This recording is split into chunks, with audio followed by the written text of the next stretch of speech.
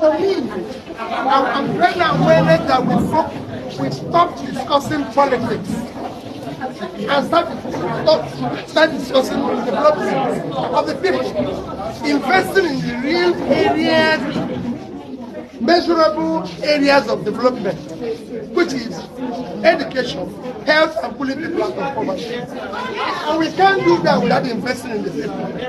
Governance is about the people. Service is about the people. By doing this, I want to ensure and create awareness that we politicians should abandon discussing politics daily and start discussing governance and welfare of the people daily.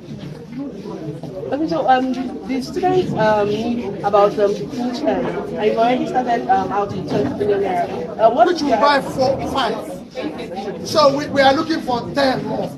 So by this, I'm going to be appealing to other people to say, wait, we cannot have a society where we spend millions to buy cars for political office holders, and young people are looking for tools to go to education. And schools don't have lab, they don't have classrooms, they don't have chairs. But we politicians are living like stands. It shouldn't be. We must dismantle it and invest in critical areas of the world. Well, encouragement to the students. I urge them to take their education seriously. It is important to them. It's a tool they need for global competition. It's the greatest asset they need in their life. I was once like them. That's why I'm struggling to build a society where a child of nobody can be somebody. Okay, so what is the first of the position without thinking of the standard bearer, 20%? Well, I don't want to talk about politics.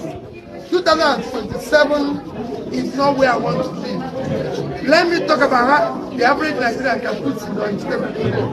Let me talk about this, how these children can be in school, how our secondary school, primary school can perform, how the average Nigerian can go to hospitals and be cured. When 2027 comes, we'll be there. I assure you, I will contest.